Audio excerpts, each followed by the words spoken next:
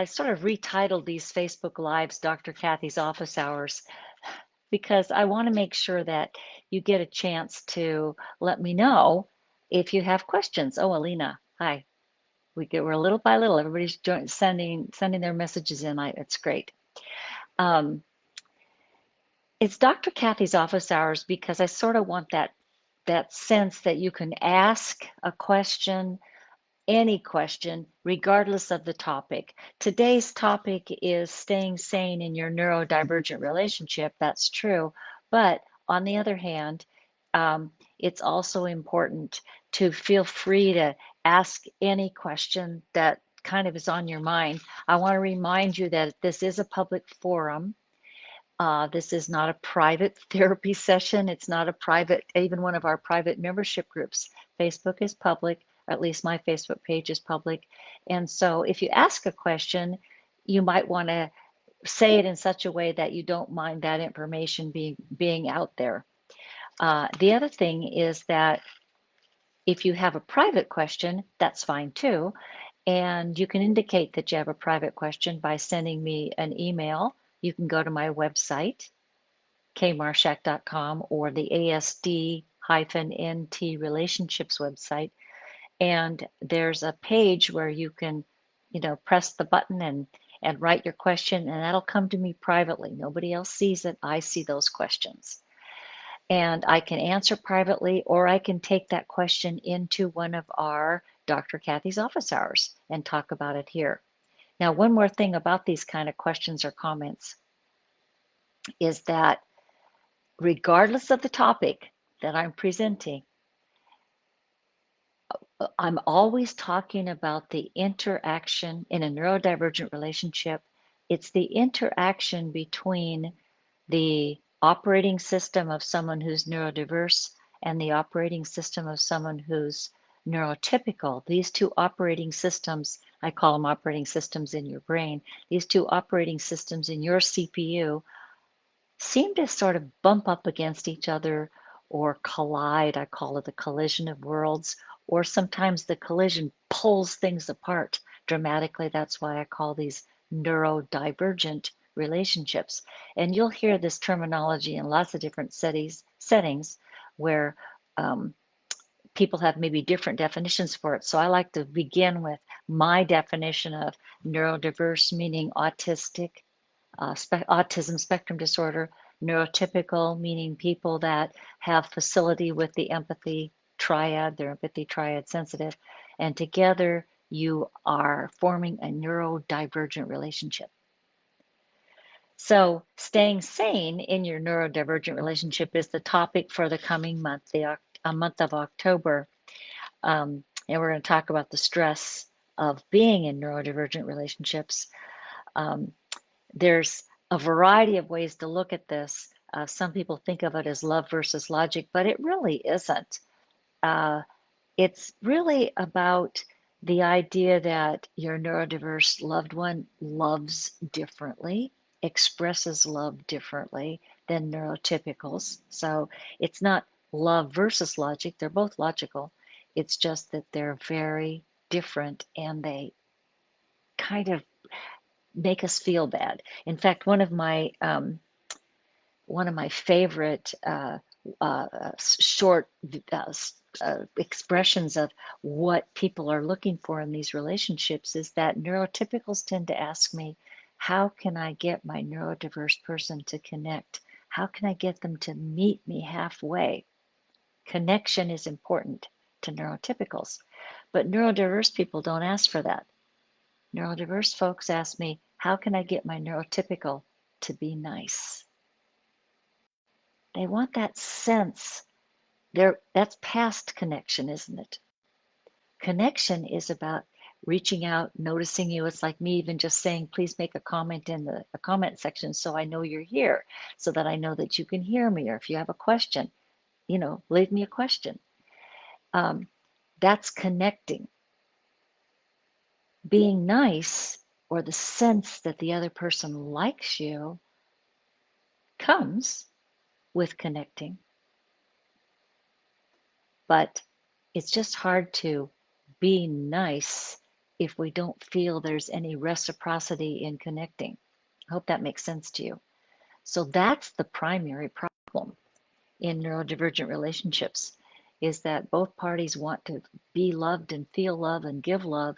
It's just done in a way that doesn't always work very well.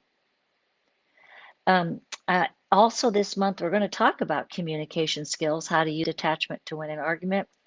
Um, we'll look at ways to stay healthy, take good care of yourself in these stressful relationships. But the bottom line really is um, trusting that you can get somewhere, that you are going to be able to reach your partner, your loved one, but you may not be able to use neurotypical tools with a neurodiverse person or neurodiverse tools with a neurotypical. We have to cross over those uh, barriers, that divide. I call it um, a divide in a way, because if we're going to be able to reach the other person, we have to start thinking in terms of how to speak their language and then bring them over into our reality. If we don't step into their reality first, it doesn't work very well. And the way we step into the other person's reality is with language, is with words, gestures, lots of different ways that we communicate. So I'm going to talk a lot about that this month in the courses. So let's see if there's anybody else here yet who's left a question. Nobody's left a question. Feel free to leave me questions. I will answer them during this live, and if I can. And if I don't get to it, I always go back later and search for any questions that were posted that I didn't get a chance to answer for you. And um, I'm going to answer those questions. Hi, Nancy, you made it. um, I'll answer questions later if I can. And if I don't have an answer, I'm pretty good at figuring out where to send you to look for an answer, like a book or another website. Okay, so let me tell you what's on the schedule for you to participate in, and realize that I'm talking about the schedules for more than one group. The topics that I'm going to explain to you are uh, are mostly topics that you're going to find in the meetup group, which is a group for people who are just sort of starting to investigate their neurodivergent relationship. Many of our members have just discovered that they're in a neurodivergent relationship only within the last few days or the last week or two. And then they find the meetup group, and it's such a relief because this is a place to go and talk to other people who are living the same life that you're living.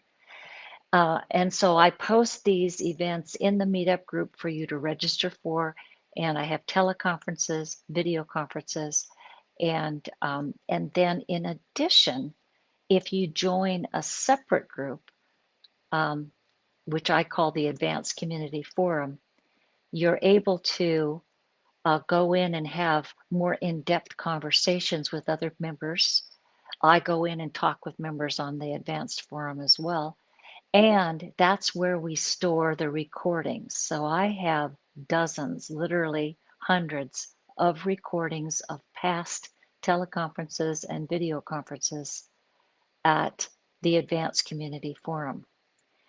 And then one more group that I post events for is the course, the basic course on uh, Asperger's syndrome and relationships. And this course is for both neurotypicals and neurodiverse.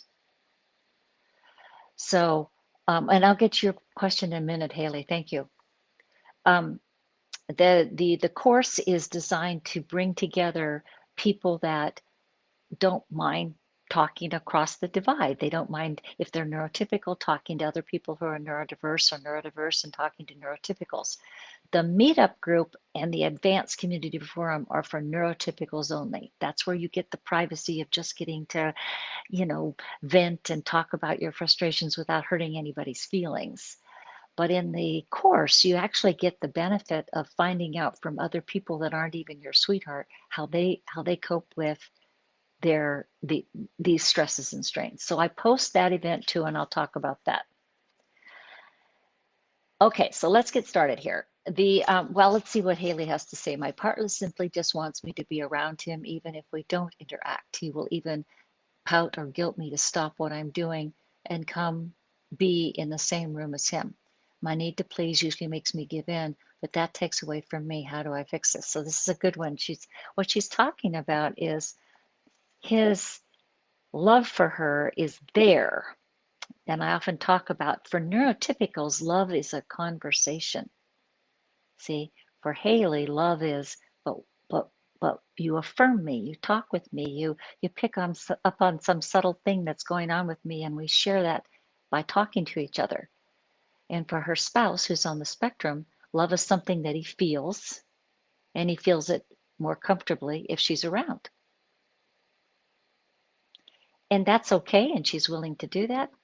She doesn't mind just hanging out with him so that he feels loved or feels he can feel the love for her.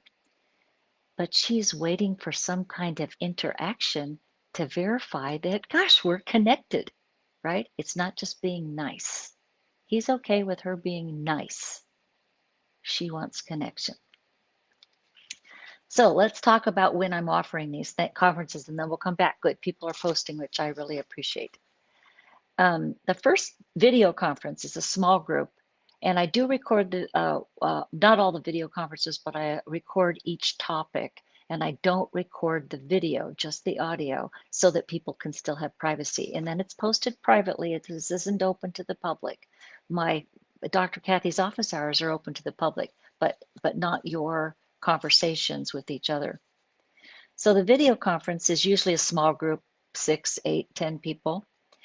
And the first one is the stress effects of a neurodivergent relationship. That'll be held on October 3rd and October 4th. So I try to offer it in an afternoon time and a early morning time so we can get different time zones involved.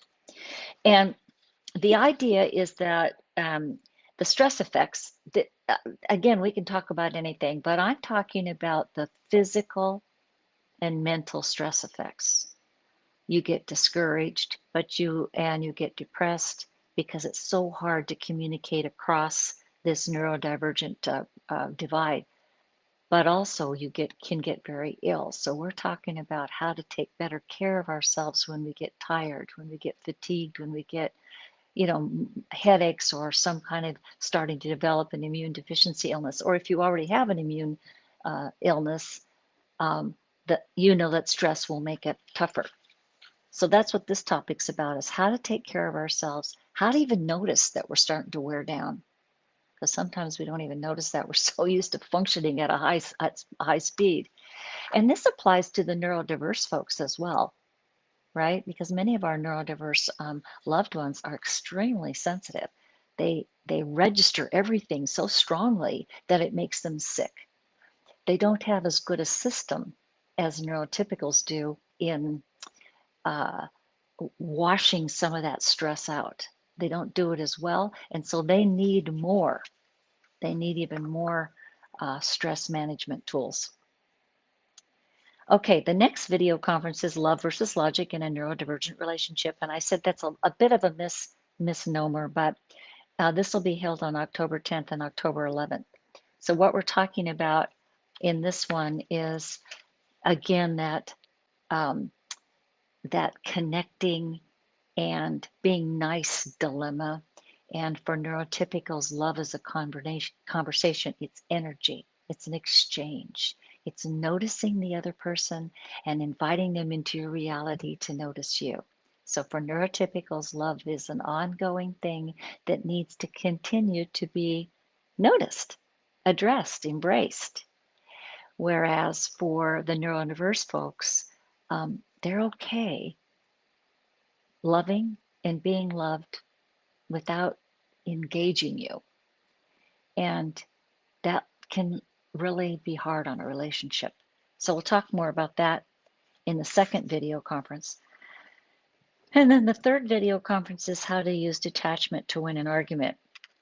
So what happens, of course, is with this physical stress, with the confusion of what am I loved? Is this working? Am I getting the nice feature taken care of? And am I doing the connecting? What happens is that we get awfully frustrated and things can erupt. We can ask a simple question of the other person and they just snap back. And many of you have that experience of being snapped at or told that you're being too critical or unkind in some way. When what it really is that these are very stressful relationships. So we need both neurotypical and neurodiverse to, forgive. And that's part of my 7-step interface protocol, by the way, is to apologize and forgive for saying it the wrong way, or forgive yourself even for stepping on somebody's toes when you're just trying to make the relationship work. So we'll talk about how to de-escalate, how to detach from all that personalizing that goes on in relationships when the other person doesn't use your operating system. Uh, and let's see here. I want to make sure. Oh, it doesn't look like I wrote down the topic for the teleconference, but it may be one of those that no, I don't think the topic got written down. So I'm not sure what that is. It might be the same topic as this meetup group. It didn't get printed up for me today. So if one of you knows what it is, let me know and I'll tell you what the topic is going to be. The teleconference is different than the video conferences. I record the teleconference also. It's a general conference for anybody in the meetup group or the advanced community forum. I present a topic like I'm doing today on Dr. Kathy's office hours, and then you are invited to get in the queue and ask a live question, and or give a tip. Sometimes people have read a new book and they want to share that, which is good. And the teleconferences are great. I started recording those before anything else. So we've got teleconferences going back to 2014. The meetup group started in 2009. So we've been around a long time. We've got lots of information for you. I was surprised the other day when somebody said, gosh, there doesn't seem to be a lot of recordings. And I'm thinking there's hundreds of recordings, so I'm not sure if they know where to look. You have to go to the Advanced Community Forum to find recordings. And you can find them on YouTube, but you won't find these specialty topics there. Okay, those are going to be in the Advanced Community Forum. On YouTube, on my YouTube and Facebook, you'll find these Dr. Kathy's office hours. I've also just started a podcast, so that should be up and running any moment. It's posted, but it has to be approved. Um, and those are available to the public to listen to and to watch. Then there's one more thing I want to remind you of too, is that Julie Rowlands is a member of our group, has been a member of our group for about a decade, and she's in New Zealand, and she offers new member orientation video. So what's really cool about that is that if you can get yourself into one of those monthly videos that she voluntarily offers, this is a service that she does for you. She'll help you know how to sign up for things, or which group you should start with, or should I start taking Dr. Kathy's online course, or which book should I read. She'll talk about that because she's lived this lifestyle and she's been a member of the group for a number of years, and she knows what resources help her and what usually help new people. So if you're not new, but you haven't been using all the resources, you still can go to the group. You can still sign up for Julie's group, and you will find the schedule of all of these events at Meetup. That's where the schedule is posted. It's also posted at the Advanced Community Forum and my course, but the easiest way to find it is just to go and join Meetup and see the schedule there. It also looks like I didn't put down here, sorry about that, I didn't put down the name of the webinar for the the course for the month. So again, if somebody knows what that is, let me know. Um, uh, the course group, we have a free webinar monthly for our neurotypical, neurodiverse folks to come to. And we talk about topics that are relevant to that uh, mixed group. But apparently it didn't make it on my list of things to tell you today. So don't worry about it. It'll be posted and you can find out more about it. So let's back up through here. What Anne says, I realize that my husband's routines are self-soothing, but some of them cause me anxiety. Can some of these routines be faded out, or can new routines be discouraged or encouraged?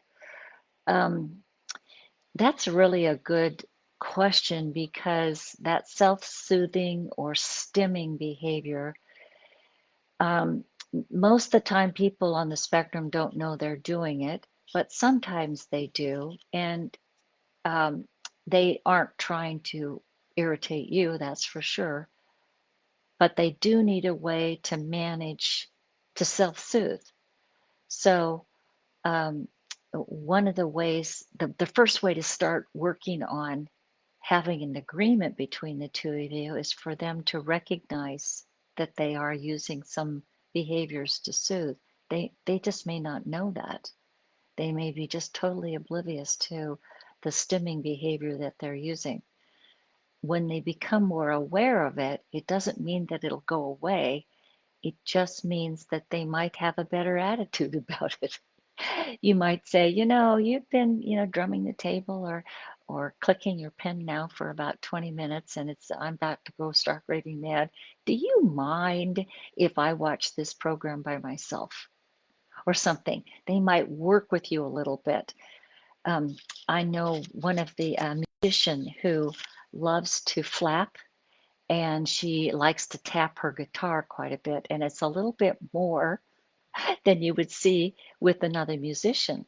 So she has explained that to her audience and encourages them to flap with her or to tap with her, so that they can sort of participate in something she has to do in order to soothe. So I think there's like creative ways to work with it, but it's perfectly okay to ask, Anne, to ask for yourself, to indicate that this is hard for you. Is there something that he can do to make it a little bit easier? And maybe somebody else has another tip about this. And then Nancy, she says, lately my husband's meltdowns have included rageful outbursts, which include horrible, hurtful things about me and our marriage. Why is he so articulate in anger? He seems to know exactly what will hurt the worst, but helpless at expressing love. And how do I not believe the bad things he says when he will never apologize? Oh gosh, there's so much in this question, Nancy. It's really a good question.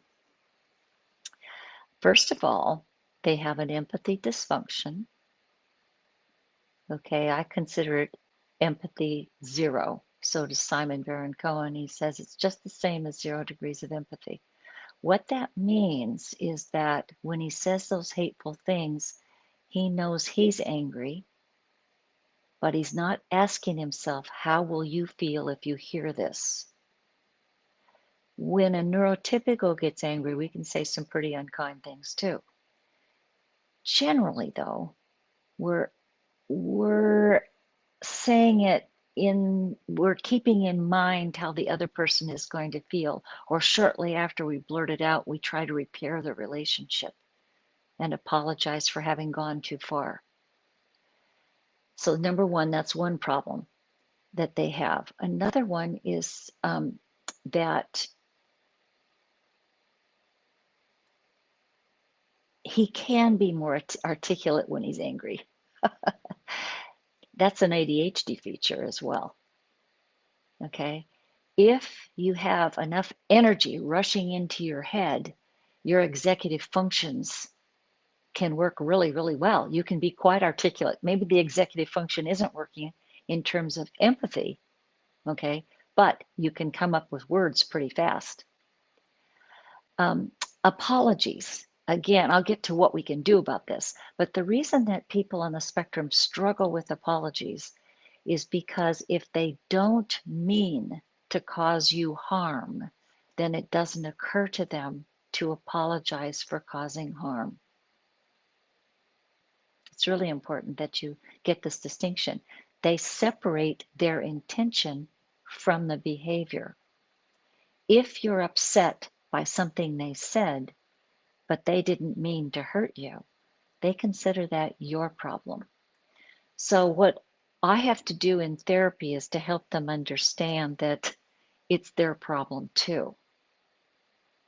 They may not have intended to cause you harm. They may have just been angry and blurted something out, but they didn't intend to make you feel, sliced to ribbons. And I can say I understand that. On the other hand, you are still accountable for your behavior, whether you intended it or not. And that's true in under the law. Our laws are set up to, we're accountable for our behavior, whether we meant to break the law or not. So I think it's a therapy issue because if you keep trying to explain that your feelings are hurt, this is a dilemma, isn't it, for neurotypicals? We often will keep trying to explain how we feel as if when we explain how we feel, the neurodiverse person is going to grab onto that feeling and say, oh, let me help you with that. And they don't help you with it. They either say, well, it's not my fault, or I didn't mean it that way, or they might say, I'm sorry, and then want to move on. But they don't really know what they're apologizing for. They may have learned that you just like an apology, and they're hoping that that'll make it all go better, right?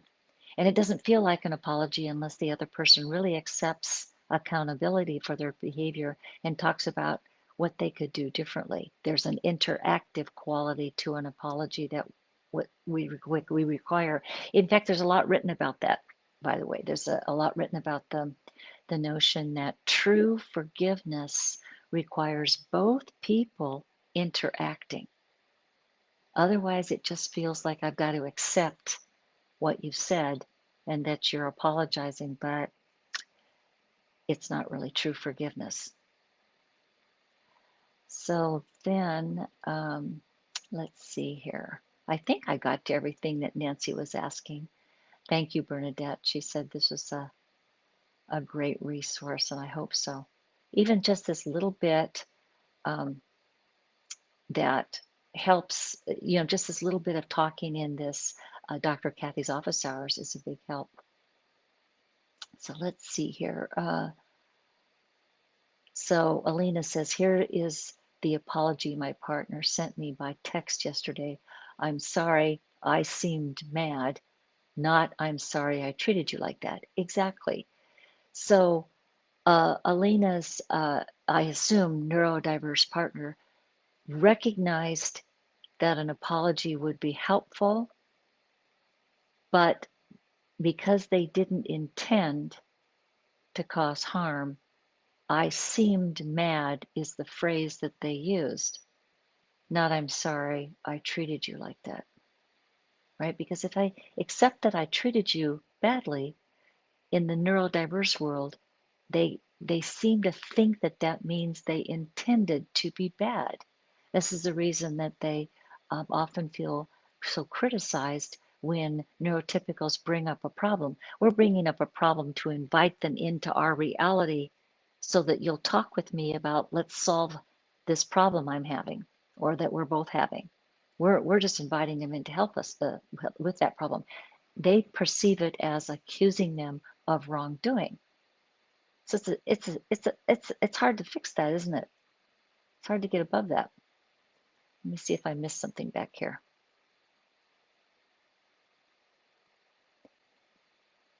Things keep bouncing around for me.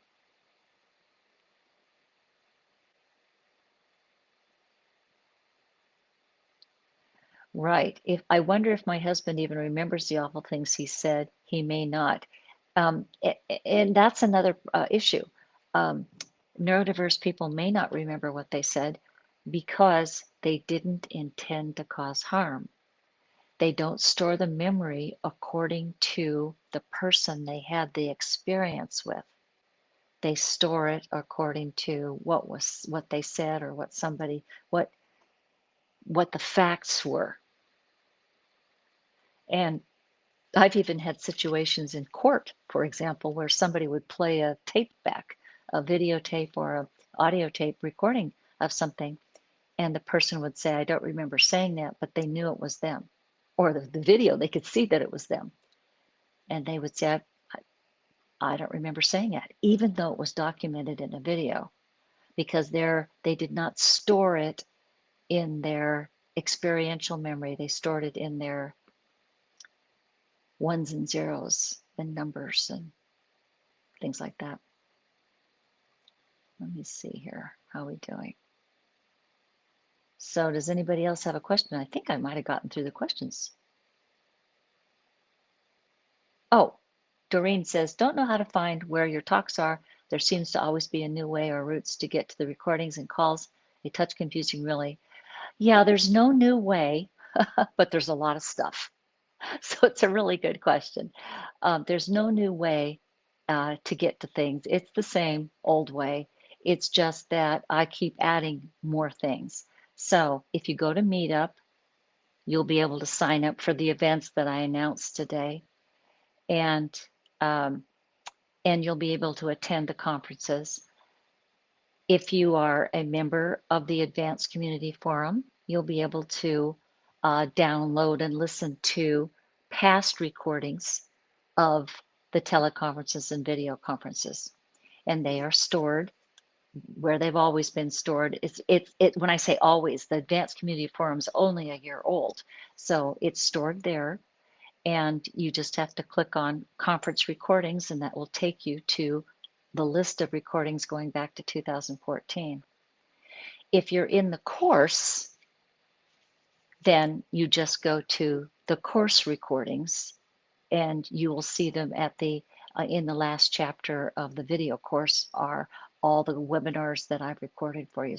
It's all pretty straightforward, but there's a lot of stuff. So I think that's what Doreen is talking about. Nothing's changed, but whenever I add a new course, then there's something else for you to go and watch and absorb and learn from.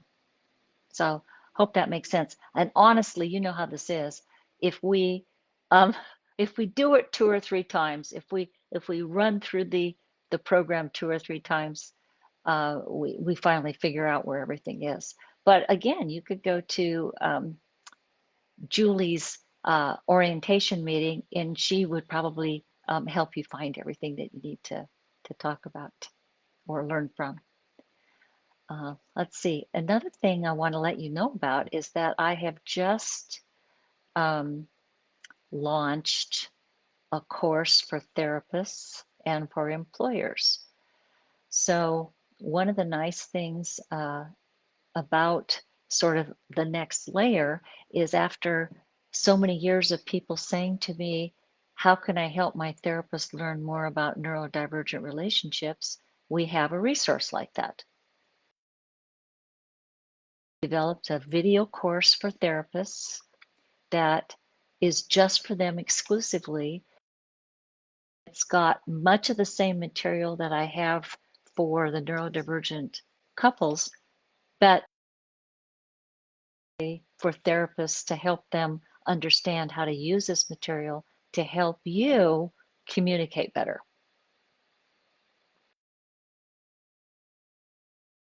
For employers or supervisors or people who are responsible for neurodivergent teams. I don't know if this is kind of situation going on, but I have over the years had lots of people come to me and say, how can my boss understand my autism? Or how can I help my spouse who's struggling at work because they're part of a neurodivergent team and they're having the same communication problems at work that we have at home? So I said, well, what the heck? I think I can put a course together for that too. So it's a video course for people who are responsible leaders for neurodivergent teams so that people learn how to work together better in the workplace. So let's see here. I want to make sure we're getting to everybody. So Doreen says, never heard of Advanced Community Forum. Okay.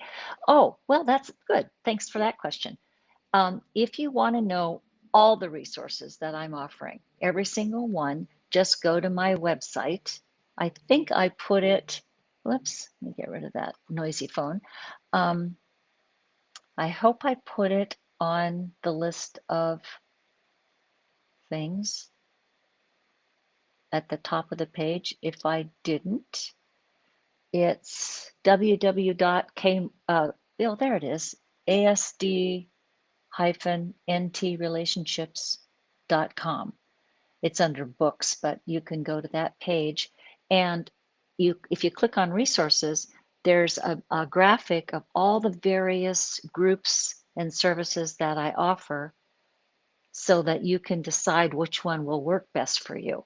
And I answer questions. There's lots of questions and answers that people have about this. So the Advanced Community Forum was developed about a year ago to help people that wanted to do more, a little more in depth than what they're getting on Meetup. And so you know, they can sign up for the Advanced Community Forum and still be part of Meetup if you want to. You can do both. But I would just go to the asd-ntrelationships.com website and look for the page that explains all the resources, the courses, the advanced forum meetup, individual consultation, books, blogs, podcast. I'm going to be posting my podcast there. So all the resources are there. So Lynette says, oh, she's answering somebody. I journal and then, so Lynette says, I journal and then shred, so can't be inadvertently seen and feelings hurt. I also go outside, enjoy nature, take a walk. I need to take care of myself, not expect that from my spouse. Also have regular counseling support. So yes. So what she's offering are ways that she can process this stuff that just is pouring in, the stress that just pours in every single day. I think journaling is great. I love that you shred it so that it doesn't get into the wrong hands and hurt someone's feelings. And again, that's the reason that I've got these two groups for neurotypicals. I started with neurotypicals and then we've grown to have a group for both neurotypical and neurodiverse. But, you know, neurotypicals need a place to go and feel totally safe just to complain, and because you're not really complaining about, you don't want to just complain because that doesn't do you any good. You want to be able to be free to express what's going on with you and then search for answers. So I think that's the value of the groups. But if other people have tips like Lynette's, let us know. Just post it on the page here and we'll happily answer it. I'm looking, sometimes it takes a minute for somebody's post to appear, so I keep scrolling down here to make sure we have that. Let's see here. One of the things that I really do want you to do, I've mentioned this earlier and when I first started the broadcast today, make sure you send me your questions ahead of time. You can go to the website, asd-ntrelationships.com. You can go to the website and click to leave me a message. And I will use your question. If you want a private answer, I'll do my best to get back to you, but I'll also use that question as a topic, because if you're asking it, that must mean that other people want to know this too. So Linda says, my husband is neurodiverse. He has a lot of anxiety. His memory is getting worse. When he comes home from having breakfast with someone, I ask him what he talked about, and he cannot remember. He says, how do I expect him to remember? He asked me the same, let's see here. He says, he asked me the same question several times. How do you know if the memory issue is just Aspie or is it the beginning of a type of dementia? He refuses to talk about my concerns and worry about him. Yeah, that's the tragedy of it, isn't it? It's hard to say. You could certainly have him evaluated for dementia, but then you got to bring up that topic, which could be hard for him to hear. Um, but I can start with the simple answer. One of the reasons that they don't remember what they talked about is they don't remember who they talked with. Now, that may seem weird, but remember, he's storing the conversation based on his what's important to him, and that's not necessarily who he shared that time with. Yes, he wanted to share that time with a friend, or it was a business meeting or whatever, but we neurotypicals put that person first. So we remember what we talked about because we remember the person we shared the moment with. So one of the reasons that they will also ask you the same thing, what did you talk about when you come back, when you might want to say, it was a great meeting, it was so much fun, or I learned so much. We want to start with the excitement or the connection to the experience as opposed to what did we talk about. Now then he might say, well, what did you learn? And we can talk about that, but we might want to start with who we shared the experience with. Or we might want to say, oh, it was so exciting, this meeting was just great, I can't believe I learned all these things. We might do that, but we're still sharing it from that emotional place because we intertwine our cognitive and emotional empathy. Now, the fact that he refuses to talk to Linda about her concerns and worry about him is that he is not registering that that's what she's asking about. She is not really asking what they talked about. She's checking to see if he's okay. So he's refusing to talk about what she really wants to talk about. And in order to get to, are you okay? You might have to do more, more supportive kind of things so he doesn't feel threatened. But after a lifetime of not knowing how to answer your questions, a lot of times people that are neurodiverse just don't bother anymore. They just shut down. They just want to get out of the conversation as quickly as possible. This is a big topic, by the way. I'm giving you a short answer because this is just a Facebook Live, but I know that people who've been in these relationships 30 years, 40 years, um, they're noticing this as well. Is my neurodiverse partner, are they aging well? Is there something going on here because they can't seem to remember what we talked about, yesterday? And that's always been true, but it might be worse because over time they're just tired and worn out and they haven't gotten the help they need. They need professional guidance. Right. And Alina says, my partner almost never asks about my events. Right. Because that would be having to inquire about you and how you experience the event. He would have to have the empathy to step into your shoes and ask the question in such a way that you feel like he cares and is curious about you. And he's probably not very good at that, even though he may love you. He's not putting the curiosity about you, the empathy, he's not putting that first. And so, since he can't do it very well, he stops asking altogether. Does that make sense? I hope that makes sense. And it's sad, and it doesn't have to be this way. I would encourage your partners to get into therapy with you, to take my course for neurodivergent couples, because we talk about those things at the course in the webinars. We talk about how to take care of um, each other better, how to get over your distress about being wrong. You know, you got to get over that. You got to get past that. You don't quite know how to step into the other person's reality. And I have to tell you, those neurodiverse people who are willing to say, I don't really get it, I don't know how to do it, that's better than saying, that you don't exist, or that they think that you're making stuff up. I just remember my former spouse was always thinking I was making stuff up. I, I thought that was so amusing. It's like, why would you think I'm making that up? I'm telling you what happened in my day or what's going on with our children. I'm not making this up. But it's sort of out of mind, out of sight, right? Out of sight, out of mind. So how are we doing here? Anything? Did I miss anybody? Toggle me if I missed you.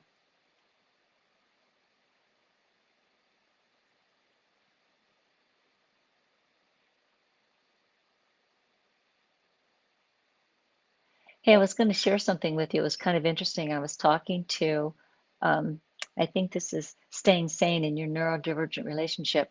How many of you have experiences where you're talking with somebody who's probably neurotypical and you're neurotypical, and the conversation just goes well in the matter of a few seconds? It just goes great. And you just feel so positive about that person.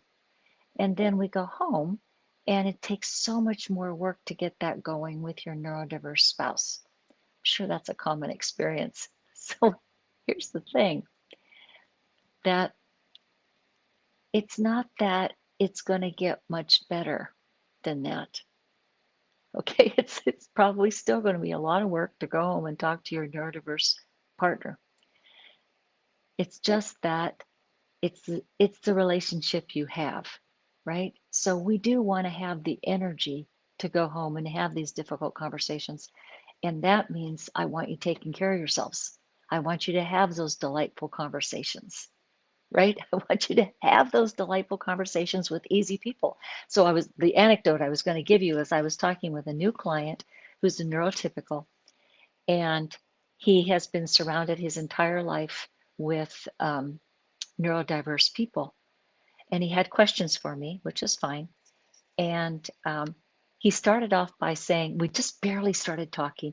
And he said, I feel like I know you. I've been watching your YouTubes, Facebook lives and other videos. And he said, I just feel like I know you. And you're just like you are on your videos. And he said, you are so lovely. He said, you're so lovely.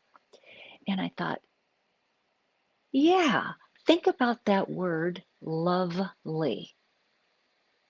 That's the feeling we get when we're connecting with people who just get us. And he felt like I got him over a video, a recorded video. I want you to think about that. It wasn't even in person. And then the next, when he talked to me, it was personal. It was a video call. But don't you recognize what that's like? Somebody can reach you even in a recording because they speak your language. It's really important. So Linda says, what is the group called for NT and NT couples? Oh, okay, yes. Well, first of all, I'd go to the website, and it is listed at the top of the page. So go to the website and you'll find it there. But it's called Asperger Syndrome and Relationships. And then um, it's a course. So you'll know the difference between a book title and that sort of thing. Oh, thank you. Doreen posted it. Thanks, Doreen. Asperger Syndrome and Relationships, a course to relieve the chaos and misunderstandings in neurodivergent relationships. So she posted it, so anybody can find it on the thread. And if I do say so myself, it's a terrific course. One of the things what people tell me about it is that their neurodiverse loved one asks to watch the next video. So this isn't one of those things where you're doing all the work. Neurodiverse folks are finding, I tried to design it for both. They're finding that it makes sense, that they understand it, they're making notes, they watch.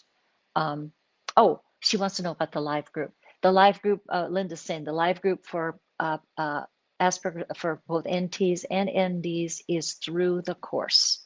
So you take the course and then you are able to get into the forum for the group of both folks. And the forum is where you will talk to both neurodiverse and neurotypicals, and you'll be able to take the free webinar that I offer every month for that group. So It's a lot to figure out, but if you go to my website, you'll see all the various pieces and it'll work for you. And if you, well, let me see here. We go to the top of the page and let's see, course page, there it is. It's the second line under links. So course page is there, and it also has online courses in general, but the course that I'm talking about is listed under course page. So if you click that link, it should take you right into the course. Okay, I got to wrap it up. We went over time today, but honestly, if there's more comments, please post them. I'm happy to answer them for you. Go to the links. You got all the information you could possibly find. Poor Doreen, she says, yes, it is complicated. Well, your life is complicated. I'm doing my best to uncomplicate it. And you need to know that before I started posting all this stuff and before a handful of us began writing books, this complicated life you lived with all by yourself. So at least now you have groups to go to and you don't have to be alone.